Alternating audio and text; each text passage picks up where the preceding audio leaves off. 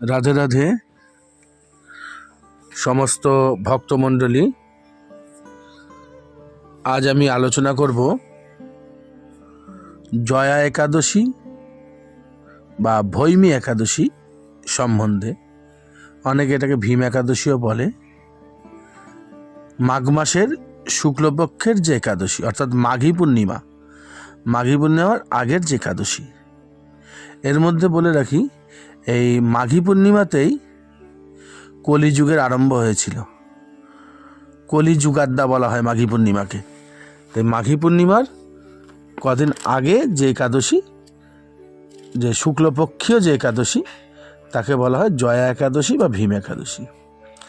অনেকে বিভিন্ন একাদশী পালতে পারে না, তারা বছরে দু চারটে একাদশী পালে।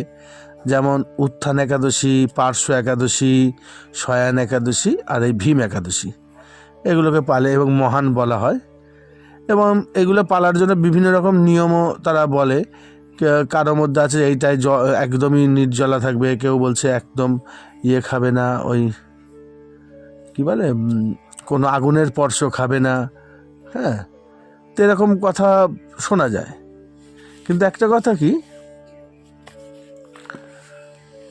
সমস্ত একাদশী এখানে বেশি কোনোটা বড় কোনোটা কমা এইভাবে ভাবাটা উচিত নয়। আর একাদশী পারলে সবগুলোই পালন করা উচিত। হ্যাঁ, এবার দেখা গেল খুব কঠিন করে যদি না পালতে পারি, একটু সহজ করেই পালবো। কিন্তু ওই একটা দুটো পালবো না, এটা ঠিক নয় ব্যাপারটা। আমি সহজ করে বলতে এটাই বোঝাতে চাইছি, যেমন একেবারে নির্জলা রাত্রি জাগরণ এই ধরনের একাদশী তো এখন কেউই পালতে পারে না, আমাদের খুব অসুবিধাই হয়। যাই হোক, এবার যে খাদ্য খাবারের উপর দিয়ে যেভাবে আমরা শিথিলতার মধ্যে দিয়ে খাওয়া দাওয়া করে পালন করি, কমসে কম নিরামিষটা খেয়েও অনেকে দেখলে একদমই যে পারছে না, অন্ততপক্ষে সেদিন নিরামিষটাও তার খাওয়ার দরকার। তো এরকম কিছু কিছু পদ্ধতি আছে যেগুলো সরল করে নিয়েও অন্ততপক্ষে ঈশ্বরের কাছাকাছি থাকা, তাকে চিন্তা করা, এটা একটা বড় ব্যাপার। যাই হোক, এই একাদশীর একটা সবথেকে বড় গুণ যেটা আছে, বিভিন্ন যজ্ঞের ফল এই একাদশীর মাধ্যমে পাওয়া যায়। এবং যার কোনো ক্ষমতা নেই, কোনো যাগযজ্ঞ পূজাপাঠ করতে পারে না, সেও যদি একাদশীটি পালন করে, সে ফল প্রাপ্তি ঘটবে তার।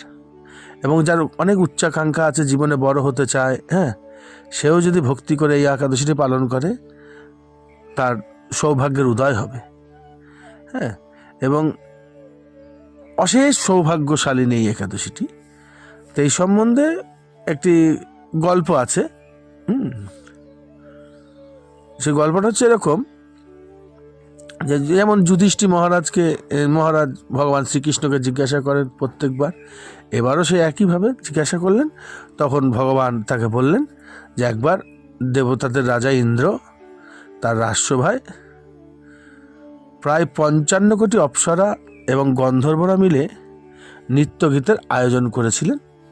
তো সেই নৃত্যগীত খুব সুন্দরভাবে চলছিল এবং সবাই উপভোগ করছিলেন মুগ্ধ হয়ে। তাদের সেখানে মাল্যবান বলে একজন অপূর্ব সুন্দর গন্ধর্ব এবং পুষ্পবতী নামে এক অপূর্ব সুন্দরী অপ্সরা, এরা দুজন ওই অনুষ্ঠানে উভয়ের প্রতি আকৃষ্ট হয়ে পড়ে। এবং তারা ওই নৃত্যগীতের মাঝখানে উভয়কে কটাক্ষ করছিল এবং দেখছিল যেন ভালো লাগছে, উভয়ের প্রতি সবসময় মনটা চলে যাচ্ছিল, যার ফলে ওই গান বাজনা একটু বিঘ্ন ঘটেছে। এবং দেবরাজ ইন্দ্রের খুব রাগ হয়েছে, যেখানে তোমরা আমাদেরকে উপভোগ করানোর জন্য, আমাদেরকে আনন্দ দানের জন্য নৃত্যগীতের আয়োজন করেছো বা আছি আমরা, তোমরা সবাই মিলে এখানে আছো, কিন্তু এখানে দেখা যাচ্ছে যে মাল্যবান তার কটাক্ষের দ্বারা পুষ্পবতীকে আনন্দ দিচ্ছে, আবার পুষ্পবতী তার কটাক্ষের দ্বারা মাল্যবানকে আনন্দ দিচ্ছে। তাহলে এখানে সেবা কার্যটা ঠিক হচ্ছে না, যথাযথ হচ্ছে না। তাই অভিশাপ দিলে তোমরা পিশাচ রূপে জন্মগ্রহণ করো। তো সেই অভিশাপে হিমালয় পর্বতে তারা পিশাচ হয়ে জন্মগ্রহণ করেছিল এবং পৈশাচিক ব্যবহারের মধ্যে তার জীবন কাটছিল। হ্যাঁ, এবং তারা মনে মনে খুবই কষ্ট পেয়েছিল যে আর আমাদের এই অবস্থা। ভগবান শ্রীবিষ্ণু স্মরণ তারা করেছিলেন। তা ভগবান শ্রীবিষ্ণু হচ্ছেন খুব দয়াবান। তাকে যদি কেউ স্মরণ করে তাহলে সে তার মুশকিলটাকে আসান করে দেয়, অর্থাৎ তার দুর্ভোগ অনেক কমিয়ে দেয়। তো ভগবান করলেন কি, একদিন এই মাল্যবান আর পুষ্পবতী তারা যে বনে বনে বিচরণ করছে, ঘুরছে হিমালয় পাহাড়ে এদিক ওদিকে, তাদের কোনো খাবারের ব্যবস্থা করলেন না। অর্থাৎ তারা চারিদিকে অন্বেষণ করেও কিছু খেতে পারলো না, খাবার পেল না, এবং সারাটা দিন অভুক্ত অবস্থায় তাদের কেটে গেল। এবং খিদের তাড়নায় তাদের রাত্রিটাও জাগরণ হয়ে গেছিল, রাতেও তাদের ঘুম আসেনি। পরদিন সকালে তারা যখন জল পান করে, তখন সেদিন ছিল জল যেদিন পান করে সেদিন ছিল দ্বাদশী, আর তার আগের দিনের এই ছিল ভীম একাদশী, মানে জয়া একাদশী, এই ভৈমী একাদশী। এই দিনটায় ভগবান তাদের কোনো আহার যোগায়নি, এবং তারা অজান্তেই তাদের একাদশীটা পালন হয়ে গেছিল। এবং পরের দিন যখন সে পারায়ণ করলো, পারায়ণ করার সঙ্গে সঙ্গেই তারা আবার দিব্যরূপ ফিরে পেয়ে গেছিল, এবং সে দিব্য রূপ নিয়ে তারা স্বর্গে চলে গেছিল।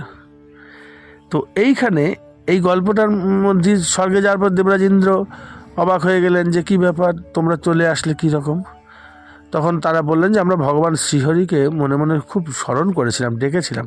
পৈশাচিক এই যন্ত্রণা, পিশাচ হয়ে ঘুরে থাকতে আমাদের ভালো লাগছিল না, তাই ভগবান আমাদেরকে মানে আমাদের অজান্তেই এই জয়া একাদশীর ব্রত আমাদের পালন করিয়ে দিয়েছিলেন। অর্থাৎ আমাদের কোনো খাবারের জোগাড় সেদিন হয়নি, এবং আমরা রাত্রি জাগরণ করেছিলাম, এবং জয়া একাদশীর ফল প্রাপ্ত হয়ে পরের দিন দ্বাদশী দিন আমরা এই যে আবার আমাদের নিজের রূপ ফেরত পেয়ে আপনার সভায় এসেছি। দেবরাজ ইন্দ্রের সঙ্গে সঙ্গে চেয়ার থেকে উঠলেন এবং বললেন যে পিশাচ জন্ম থেকে আপনারা যে মুক্তি পেয়েছেন এর জন্য আমার খুব আনন্দ হচ্ছে, এবং আপনাদেরকে আমি নমস্কার জানাই, কারণ একজন বিষ্ণু ভক্ত সে সর্বদাই আমার নমস্য। তো এবার বুঝতে পারছেন যে এই একাদশীর কত ফল। সব একাদশীর একটা না একটা ফল আছে, হ্যাঁ, কিন্তু একটা কথা মনে রাখতে হবে, মনটা যেন ভগবানের চরণে থাকে। আমি একাদশী করছি, ঘুরে বেড়াচ্ছি, আমি একাদশী করছি, বিভিন্ন দিকে মন দিয়ে রাখছি, আমি একাদশী করছি, এবং দেখা গেল কি লোককে দেখিয়ে বেড়াচ্ছি, হ্যাঁ, আমি মনে মনে খুব বিরক্ত হচ্ছি, আবার একাদশী চলে আসলো, নানান এইভাবে নয়। ভগবান শ্রীহরির প্রীতির উদ্দেশ্যে একাদশী, তাই জন্য ভগবান শ্রীহরির প্রীতিটাই হচ্ছে প্রধান, ওইটা মনে রাখতে হবে। কি কামনা বাসনা করে একাদশী পালন করব, কি ফল পাবো কি ফল পাবো না, এই একাদশীতে ওই ফল, এই একাদশীতে অমুক ফল, হ্যাঁ, এই একাদশী করলে ভালো ফল হয়, এগুলো ঠিক নয়। ঠিক আছে, এই কথাগুলো একদমই ঠিক নয়। শুধু একটা কথাই জেনে রাখতে হবে, ঈশ্বরের প্রীতির কামনায় এবং ভক্তির উত্তরোত্তর বৃদ্ধি কামনায় আমরা একাদশী পালন করছি। সেই জন্য যেভাবে সামর্থ্য হবে, যতটুকু সামর্থ্য হবে, সেইভাবেই প্রত্যেকটা একাদশী পালন করার চেষ্টা করতে হবে, এবং কোনো কামনা বাসনা জড়িতভাবে নয়। আরেকটি কথা, এই জয়া একাদশী সম্বন্ধেই বলে রাখি, জয়া একাদশীর পরের দিন যে দ্বাদশী, ওই দিন বরাহ ভগবানের আবির্ভাব ঘটেছিল, বরাহদেব, তাই ওই দ্বাদশীটিও মহান, বরাহ দ্বাদশী। এবং বরাহ দ্বাদশীর ঠিক পরের দিন যে ত্রয়োদশী, ওটিও একটি বিশেষ তিথি, কারণ ওই দিন নিত্যানন্দ প্রভুর আবির্ভাব ঘটেছিল। তাই ওই বীরভূম জেলায় রার বলা হয়, একচক্রা গ্রাম, সেই বাড়ি, সেখানে হারাই পণ্ডিত, হারাই ওঝা, ওনার গৃহেই আবির্ভূত হয়েছিলেন ভগবান অনন্তদেবের অবতার নিত্যানন্দ প্রভু। তো এটি একটি বিশেষ তিথি। তাহলে কি পেলাম আমরা?